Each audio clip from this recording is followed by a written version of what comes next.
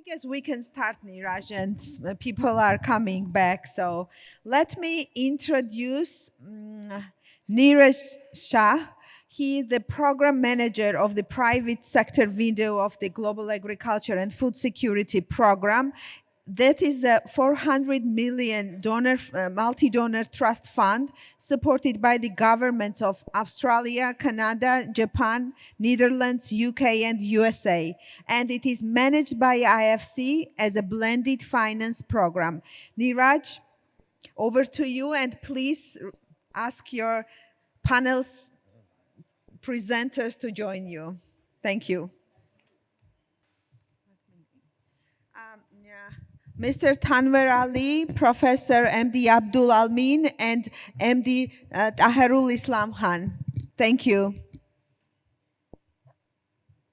Hi, good afternoon. I can see that the crowd has reduced considerably, but I'm hoping to. So I'm going to ask you a few questions. I'll introduce myself. Natya has already done a great job, but let me. This is the session before the closing.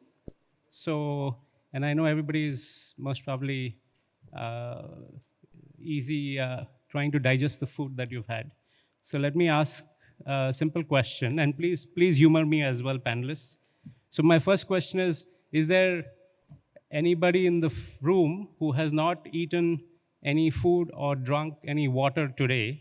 If there is, please stay seated. Everybody else, can you please stand up? So if anybody is sitting, that means you've not touched food or water today. Wow. So everybody who's sitting down has not eaten or drunk anything. I'm impressed. Yes, please humor me. There's young people at the back who are all talking to each other. If you can stand up, that'll be excellent. Thank you. The idea is to get everybody moving. I was also hoping that the panel would get up, but it's okay. Okay, next question. Is there anybody in this room who has not looked at your phone since morning? If there is, that person stands up. The rest of you can sit down. I can see people are still looking at their phones. I have one more question, and please humor me. Is there anyone in this room who thinks traffic is a problem in Dhaka? If you do, please stand up. Okay, thank you very much. I hope that you've met somebody new. I hope you've learned something new today. The idea was to just get yourselves moving. So I think GAFSP, which is one of the sponsors of this event, I manage the private sector window of GAFSP, and we are focused on investment and advisory. And we work with smallholder farmer projects across the world in a number of countries. And nutrition is a priority in pretty much everything that we do. So we've financed projects and we've supported through investments companies that are involved in poultry, eggs, dairy, fruits and vegetables, the whole spectrum of nutritious products. We've also invested in companies that actually manufacture very specialized nutritious foods that are supplied to World Food Program or UNICEF. And in Bangladesh, we've had the pleasure of supporting PRAN for investment and advisory. And we're also very happy to say that we've supported Meghna Group. So I think it's an area that is of great importance, but also great interest to us. I think, you've been here the whole day. You've heard lots of people talking about food safety. So you do know that anything, any form of nutrition is really important for cognitive development, physical health. But in Bangladesh, diets are usually deficient in certain micronutrients, zinc, iodine, iron.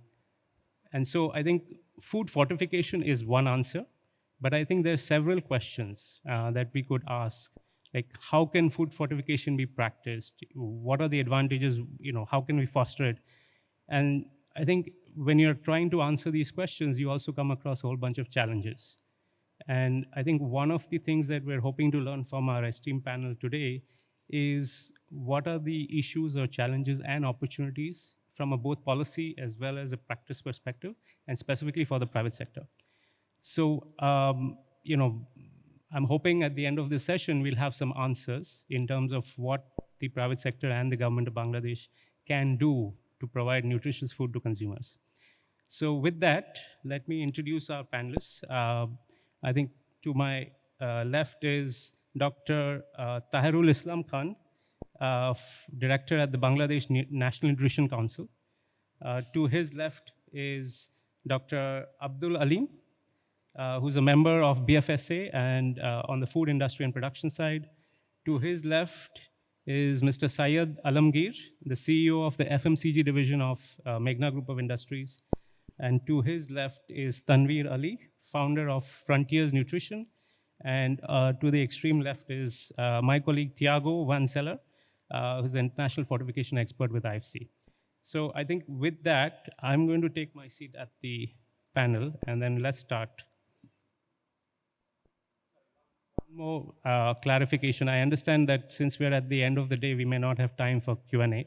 So apologies for that, but we already have a bunch of questions, which hopefully will give a lot of interesting answers. Thank you.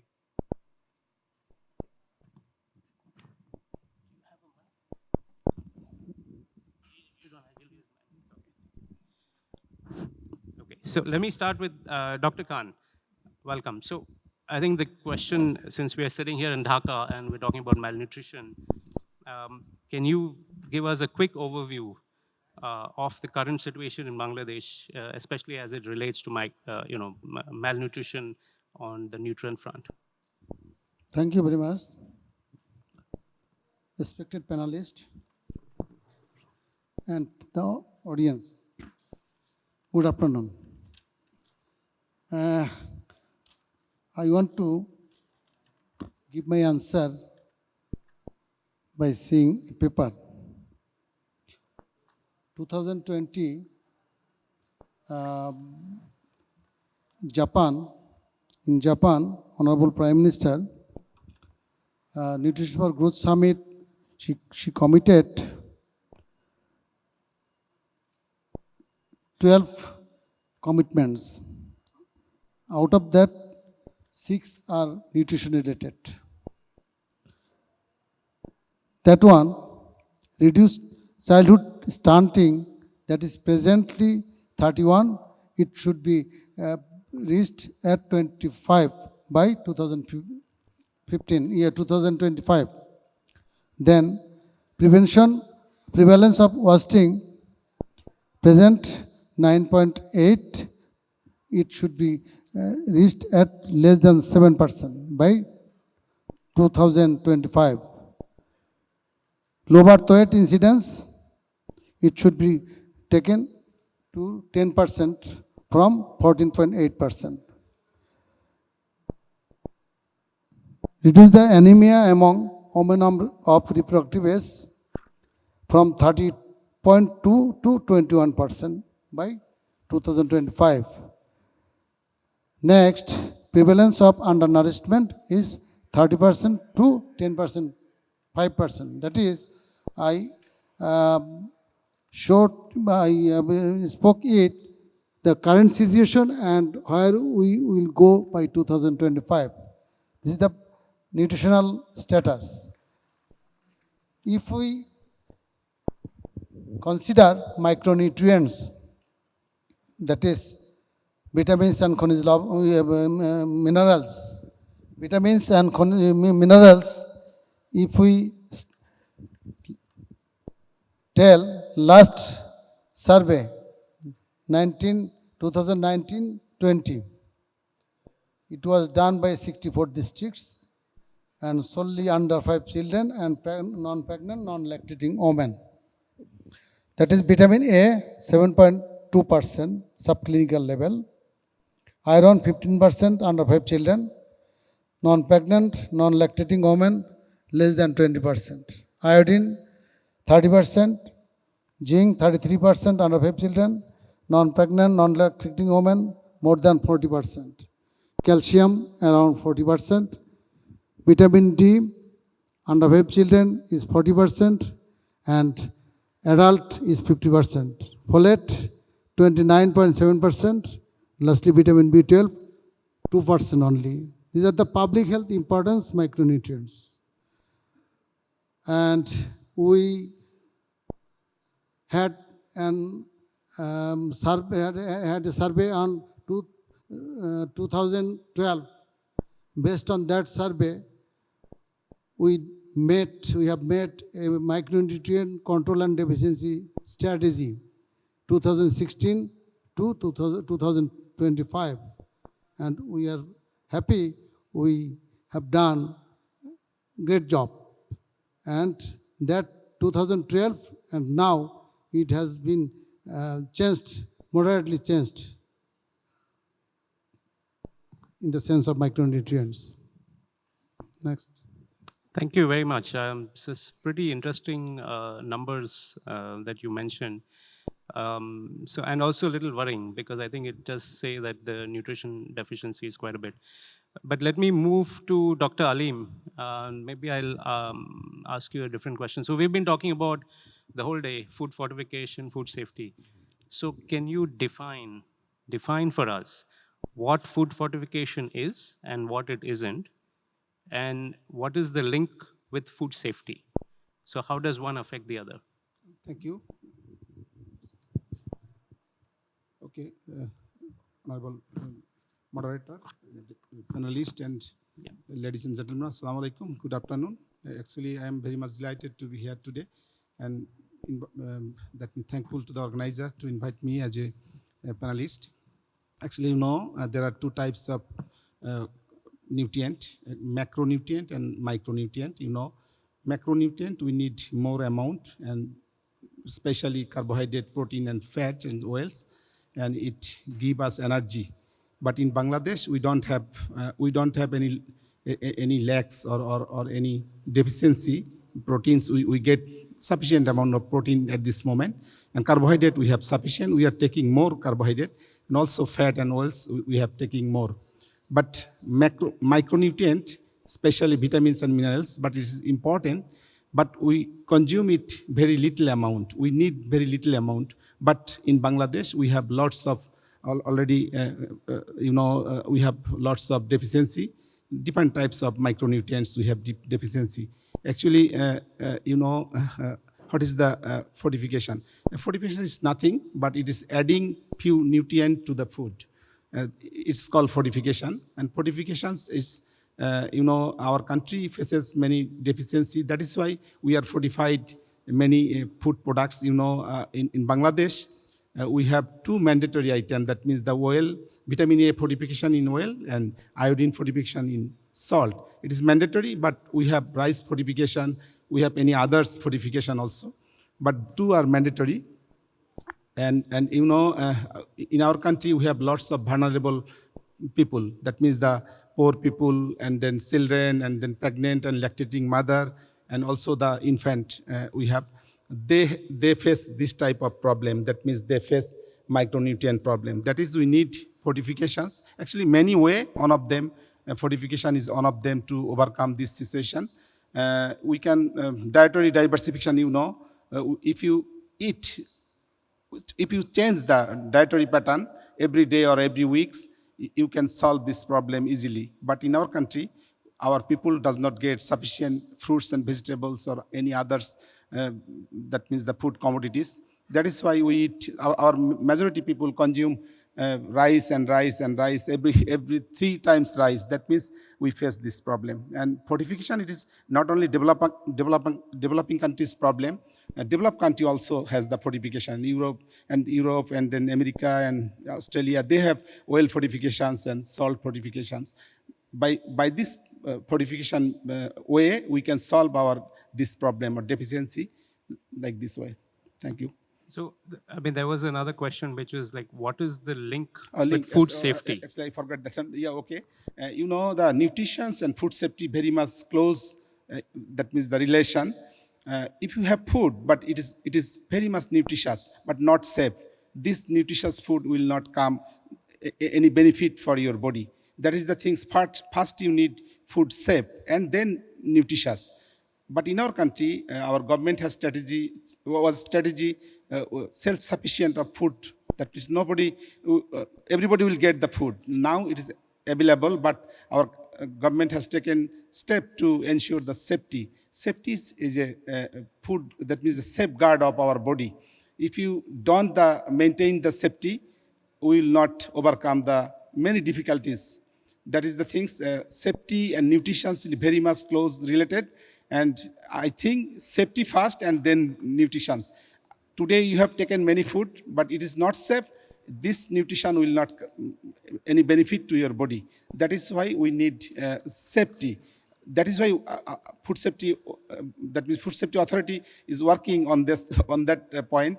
We are coordinating with the primary producer level and then the industry level and then many stakeholder. You know, food supply chain is a very big stakeholder, lots of stakeholder involved. That is the thing we are teaching them, and we are we are preparing guideline, many rules and regulations to overcome this situation.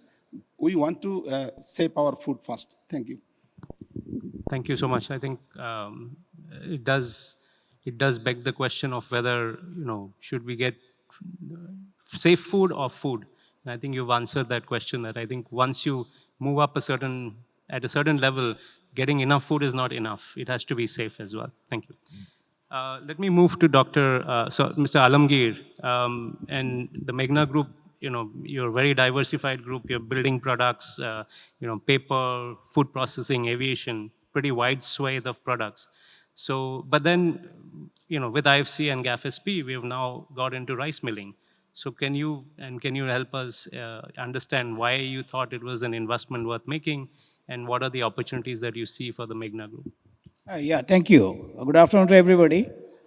You know that rice is a very staple food for Bangladeshi people. 170 million people we are here, and we consume about 40 million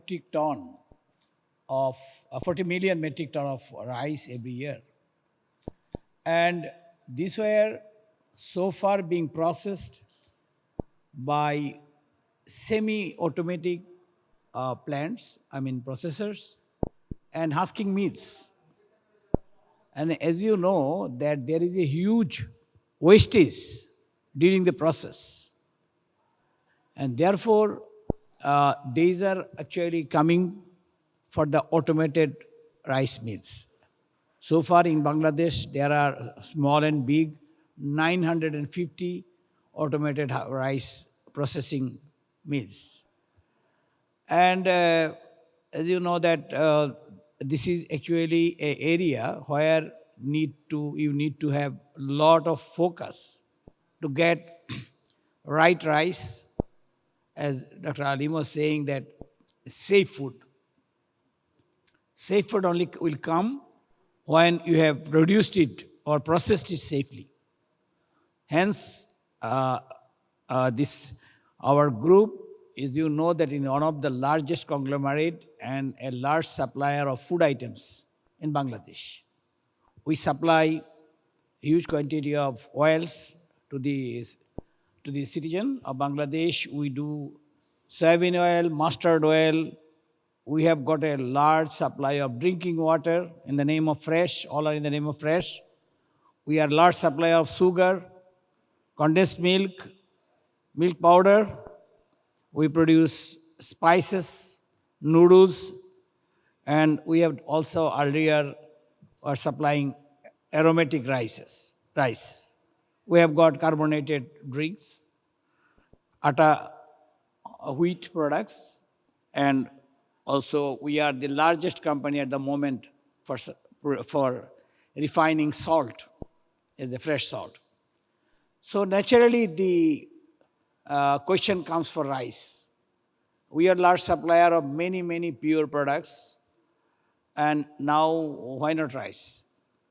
So we have taken a serious view of it, and we have taken the machines all from Europe so that it can produce the finest quality of rice.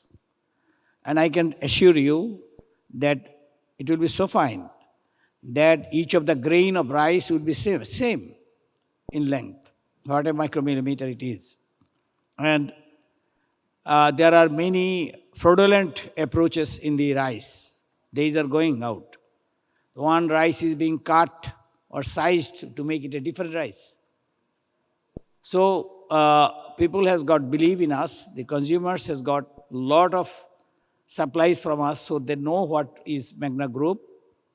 And I think our products, when given in the marketplace, the normal rice, the general rice, not the not only the aromatic rice. So we have taken a big plant so that the confidence of the people that has been a Magna Group under the leadership of our honorable chairman, Mr. Mustafa Kamal, has come to this level today in the nation, will be able to succeed with the endeavor to supply right kind of rice for their day-to-day use. And the wastage, which is now huge, will be very less. And also the question of making different rice into one kind of rice with one kind of rice, different names, different sizes will also be over. So we have taken a plant which will be producing about 1,000 metric ton every day, and this is a very large project.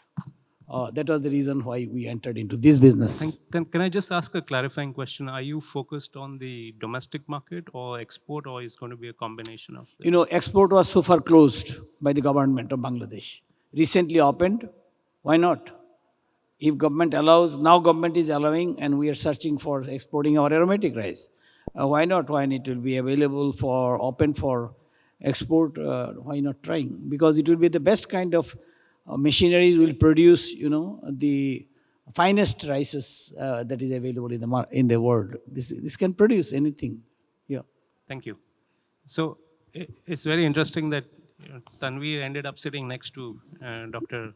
Sir, Mr. Alamgir, because from the Meghna Group, we are now going to Frontier Nutrition, which is a small startup in the Bangladesh economy. And you're focused very interestingly on production and distribution of fortified foods, but focused on children. So, we've just heard why the Meghna Group decided to get into rice. Why don't you tell us your story? What prompted you to get into this market in Bangladesh? Sure. Yeah. Actually, the point I was going to make was that you've got Megna at one side, and you've got us on the exact opposite side. We're very small. We're a startup of I guess of consumer goods manufacturing, if you will. But that's exactly why we decided to get into this. My partner and I we co-founded the business around 5 years ago with the primary objective of providing consumer goods that are not just nutritious, not just fortified, but as the colleague at BFSA said, that are safe, that are safely produced and healthy and hygienic for kids to eat. And so a lot of this has come from the opportunity set. Bangladesh is the eighth largest population in the world, and we really haven't seen that evolution of the middle class yet. It's on and it's growing at a very fast pace. And with that evolution, you see a growing demand for high quality packaged goods. And for us, in addition to meeting that demand, I think the challenges around the lack of existing healthy food options for children was really a big driver. And of course, the lack of options, or I guess perhaps the high incidence of micronutrient fortification or micronutrient malnutrition in the country is really the three things that I think have driven us to pursue this. But as we obviously understand and appreciate, it is a very different process for us launching our products without the brand name, without the brand recognition, but also at the same time launching products that are not a part of the the consumer's normal repertoire of products that they'd consume. But again, I think that challenge can also be made into an opportunity, and that's kind of also the reason why we're doing what we're doing. So just to clarify again, you're a for-profit company. We are, yes. We have three different distinct parts of the business, and I think we can discuss this obviously in future questions. But yes, we are a for-profit company. Yes. Okay, thank you. Okay, Tiago. So this is our 10th food safety forum. So we've been doing food safety at IFC for a while, but then I think we've started offering food fortification as a service. So what does that advisory service linked to food fortification comprise of? And you heard from the companies here, and we are focused on the private sector. So what do you think the companies would expect to achieve when they engage with food fortification advisory at IFC? Thank you for the question. Hello, everyone. Good afternoon. So These specific advisory services, they focused on the technical assessment of the entire plant with the aim of finishing. These can be separate advisory services, but finishing on the fortification program. Why is this? We have identified the needs, and it's quite obvious, to understand the process, giving the example of a rice mill, which I think is the most focused industry here in Bangladesh, at least as a staple food. We need to understand technologically the process so that we can better advise and help the clients purchase or implement the best fortification plans. As an example, I was just this week visiting some rice mills in Nauga district, and one of the problems of the limitations of the rice mills, and I guess my colleagues know the sector better than I do, is, for example, lack of measuring devices. If we don't measure the flow of rice, of head rice, of paddy, how can we better those eventually the micronutrients on the final product? So this is just one of the challenges here in Bangladesh that I think our advisory service can help understand. We can make as deep analysis of the milling process, of the rice milling process, as it's needed. Of course, the fortification is the aim and the final objective of this program. Not sure if there was any question related with this or. No, I was just for the benefit of the audience, I was just wondering maybe if you can spend a few minutes just explaining how you work with the client on the advisory services side. Maybe that'll be interesting for, how do you engage with the clients? So this obviously it's an open door relation with IFC clients. So we need to have open doors to participate on the process inspection. It's a kind of a technical audit, if you want to call it like that, where we start as furthest as the paddy collection with the farmers, helping them as well, although understanding the process, but as well where are the losses, where are the quality compromises, starting from the paddy collection up to the storage. If the client has a storage is pretty simple normally on normal commercial rice mills in Bangladesh, up to the processing, which kind of technology they have. It's interesting because I visit many mills, and the technology that is utilized in rice milling in Bangladesh is not less, it's equal or better than any other country, rice producing country. It's obvious, so it is your product. So call sorting, different technologies that are totally standards in Bangladesh, and that makes, I think, the life and makes the future of a potential fortification, a national fortification program, very much possible and feasible. Now, there are some things that we need to assess prior to identify and to pinpoint and to advise the best fortification program for the client in question. Okay, thank you. So I have a question. I know Dr. Ali, we spoke about food fortification, and I think you already mentioned. Maybe you can let us know what are the advantages in countries like Bangladesh, and then maybe if you have some time, I'll have a different question for you. Thank you again. Actually, food fortification is not only the solution of food malnutrition in any country. It is the part of national food nutrition program.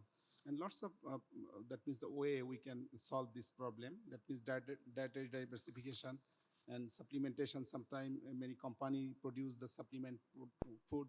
We can use this supplement for malnutrition, and also fortifications and improve crop production. And also we need the nutritional educations. Actually, many people does not know what is the nutrition, which food is very important for our body. Sometimes we take only meat, but not balanced food. That means the fruits, vegetables, and any other things. That is the things we need nutritional education also. That means food fortifications, it's a very good way to solve this problem. That means in our country, lots of vulnerable people live in Bangladesh, especially the children, or already I mentioned children and older people, and sometimes the pregnant women and lactating mothers, and also the poor people who does not have the sufficient food, or who does not have the sufficient money to buy the sufficient food. That is the things. Food fortification is very good way to solve this problem. I think it has many benefit. We can, but it has another problem. We can, if we take more amount of micronutrient, it has toxicity also. You know, the if you take more vitamin A, it has toxicity. That means that we need actually sufficient amount of micronutrient, not excess or not less. We need sufficient amount of micronutrient, then we'll solve this problem. And in Bangladesh is going to LDC to developing countries, and next we'll go to the developed country. I think food for diversifications and any other process, it will continue in Bangladesh, and gradually we'll solve this problem, and we will never face this problem in Bangladesh. Thank you. It just reminds me of I think there is such a thing as too much of a good thing is also not good for you. So I think you make a very interesting point about, fortification is good, but beyond a certain point, everything is bad. So it's interesting that you mentioned, the affordability of some of these programs. So it'll be good, Dr. Khan, maybe if you can let us know, are there any government programs that address, this issue of food fortification, and maybe some examples or successes? Again, thank you very much. Fortification, we know, as Dr. Halim told, adding some micronutrients, either vitamins or minerals, to macronutrients to improve the quality of that food item.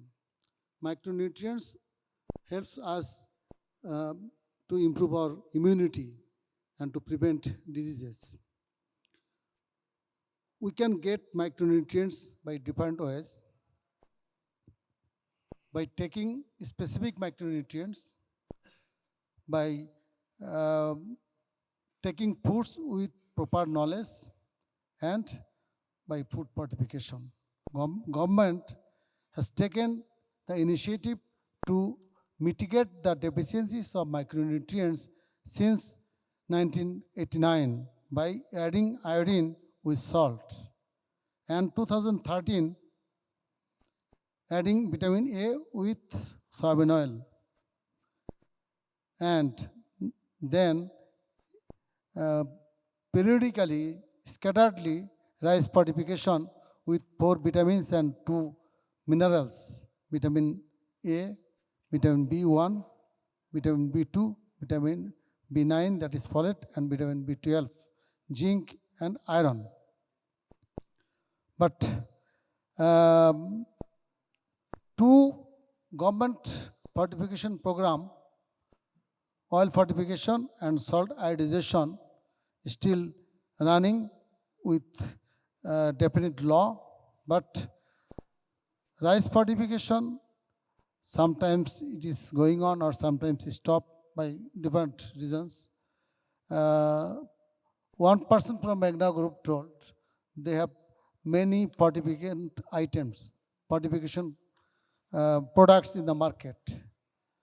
So we request the appropriate person or companies to take necessary actions regarding fortifications of public health nutrients that will mitigate, that will reduce the intensity of the disease of underfed children, pregnant lactating women, adolescent girls, geriatric population. That is life cycle approach. It is very much important. We can introduce zinc fortification. Already zinc biofortification is going on in Bangladesh. If we fortify calcium, if we fortify vitamin D, it will be very much helpful to our population. At present, calcium and vitamin D deficiency is a great concern in Bangladesh. So, by fortification of calcium and vitamin D, if um, donor agencies or public-private partnership or government take initiative, then the deficiency will reduce markedly. In that case, zinc fortification, if possible, zinc fortification massively, if it is done in Bangladesh, then coronavirus never attacked or attacked very less in Bangladesh. So micronutrients is a very important elements to reduce the occurrence of disease and improves our immunity. Thank you. Thank you. Yeah, go ahead. Thank you. Actually, micronutrient. There are lots of food, I know, food components, and few components are give the energy, and few components develop our body, and few components protect our body. And micronutrient is the protective that elements to protect from any kind of disease and any kind of problem. That is the things we need. Actually, micronutrient work as a safeguard of human.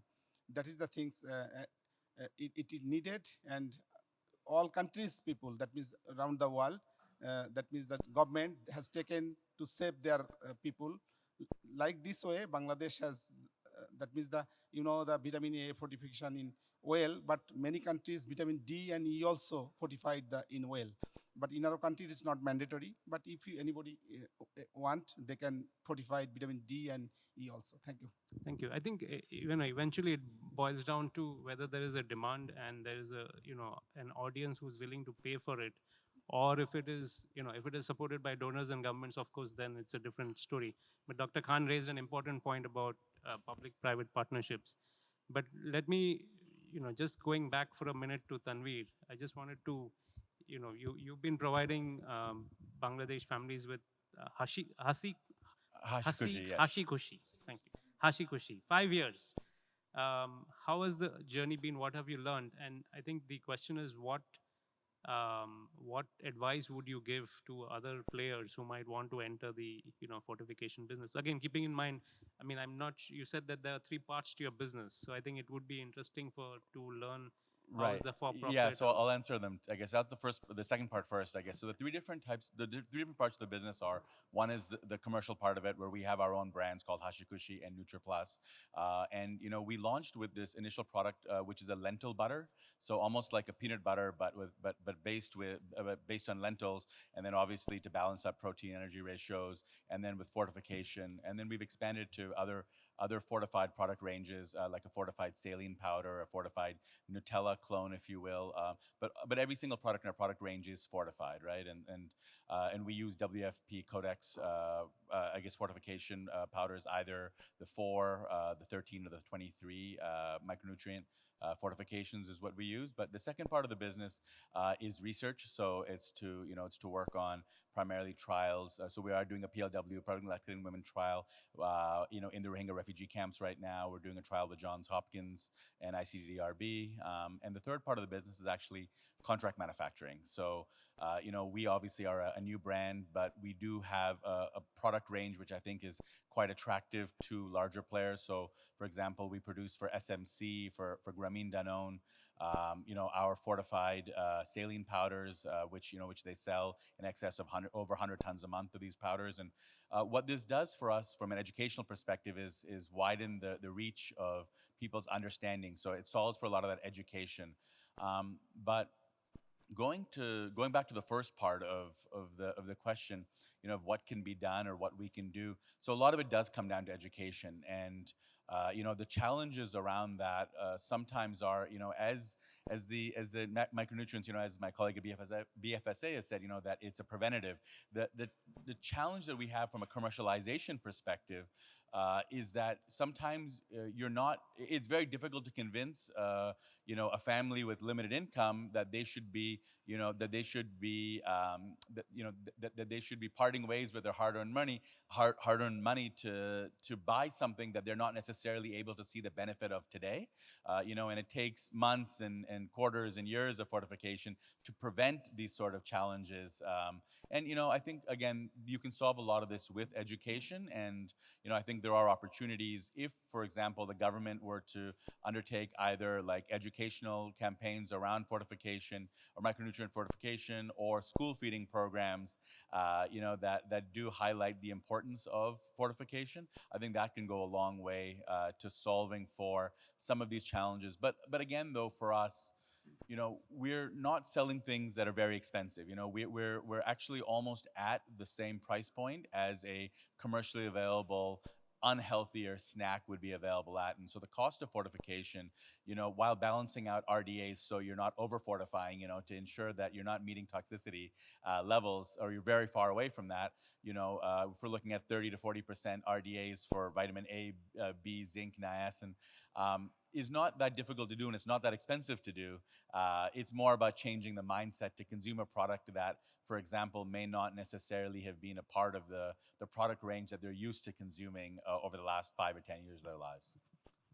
Thanks. It reminds me of another challenge we faced in a different country where a company was supplying World Food Program with products, and then they wanted to go down the commercial route. But the consumers who were buying imported goods were not very confident suddenly of the made in that country brand.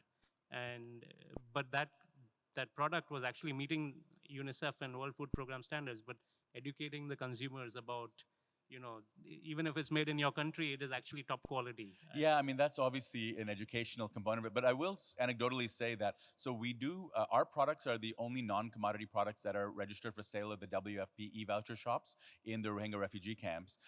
And what I will say is that obviously, given the barter system that exists with a lot of these products, you expect a lot of leakage. And so what we've seen, though, is that we've seen large consumption of our hashikushi lentil butter products in the host communities, to the point where we've actually now appointed a distributor in those host communities to sell into retail locations, which we never thought was something that was a part of our roadmap. And so I guess a little bit of a contrary, change in trajectory that you wouldn't necessarily expect to see. Thank you. Fortification program, whether it is government or commercial or public-private partnership, whatever it may be, it depends on the quality of fortification and the periodic survey of micronutrients. Micronutrient survey is a big all over the country. It is very much difficult and it is cost-effective program. Based on the result of micronutrients, fortification program will depend. If deficiency, no deficiency, then no need to fortification. So, prerequisite of fortification is the result of micronutrients done by periodic micronutrient survey. So, we have to take necessary actions on micronutrient survey periodically and effectively. Thank you. Thank you, Dr. Khan. I think that's important, very important point. Let me move to Mr. Alamgir. We are in a situation, there's a food crisis going on. Inflation is going through the roof. And your project, in fact, when we were looking at supporting it, was a big step forward in food security for the country. So what is as an entrepreneur, as Meghna Group, what are some of the other opportunities that you can see in terms of processed foods and generally to improve the food security for the country as a whole? Yes, it's very important that we were also stressing on the food security. And that is the reason we are providing, we have entered into many businesses of the food that are required in your kitchen on day-to-day use. And with that in view, you see, there is a big problem in Bangladesh. The major problem is purity. When you go for spices, you get brick, dust as addition to the, chilies. And you get wood powder in the turmeric. So this is the reason why people will buy our product. There are a few other companies also that these are branded product and it has got a guardian. So food safety actually is ensured to giving our names as a Magna Group or Fresh. That is the way we give it. And as you said about the other question, you talked about the packaged food. There are a lot of opportunities there, but nobody has entered because you have to have given big investment with, like the mango that you are seeing now, the lychees that you are seeing now, the pineapple whole year. These are the products where could be packaged and given. But now this has not yet come. It is a very small areas. And our country is a really country of wonders. Every season there is a good fruits. So people will end up taking mango. After that, may not like mango for many days. Then new fruit will come. So they don't like to have packaged food. Then question comes for export. Export is also not very easy because many countries are not there to that who are so mango loving and lychee loving. There are many other products they love. So these are the reasons. And you are coming about the food security and about our rice meal and all this. We are at the moment actually in the way of providing right products, and also we are there to give we are there to save the wastages, and we are going to have an even distribution. By that way, a big company, big factory like ours has got a lot of opportunity to make the products prices stable. This is also one of our reasons on entering it. We can command actually with 1,000 metric ton a day. This is one. And about fortification, many things came in. Government of Bangladesh has made it mandatory for the fortification of oil and salt. Both the products are available with us, and we are supplying salt with proper doses of iodine. Less than 5, 5 kg in 1 million kg. It has to be like that. So if you're giving more than that excess, there is, as these two gentlemen, the scientist persons has said, there are reaction on it, and serious reaction. Continuously you take it, you will enter into carcinoma.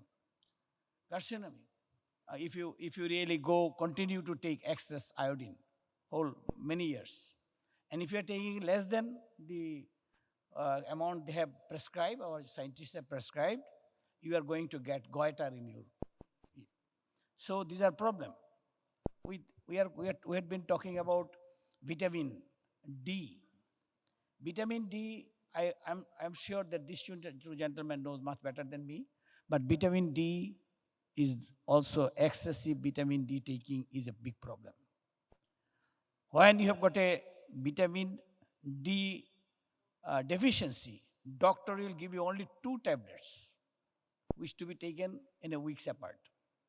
They don't give you in a full, as a continuous intake. So I don't know what is the problem. They can say better. And coming down to magnesium, calcium, our water has got a lot of calcium and magnesium. This is a problem for us even when we are refining salt to take away calcium and magnesium from salt to make it 100% free of it and 100% sodium chloride. So it's not as Dr. Khan and Dr. Alim was saying, it's not easy. It's something to thought of, that what nutrient to be given, what doses to be given, and zinc you said is one option. So when the scientists will find it out and scientists will prescribe us that this is the way you can do it, Magna Group is there to implement it. for rice also. And no such prescription has yet come. Thank you. Thank you. Actually, I want to share little supplement little things. You know, two types of vitamins: water soluble and vitamin soluble. Vitamin A, D, K, water fat soluble. That is the things. If you take little amount, it store in body and it work long time. That is the thing. Doctor give 1 or 2 tablet for vitamin D. When it comes to your body, it save it and long time it work. But vitamin B and C, it is water soluble. Every day you need vitamin B and C. Thank you.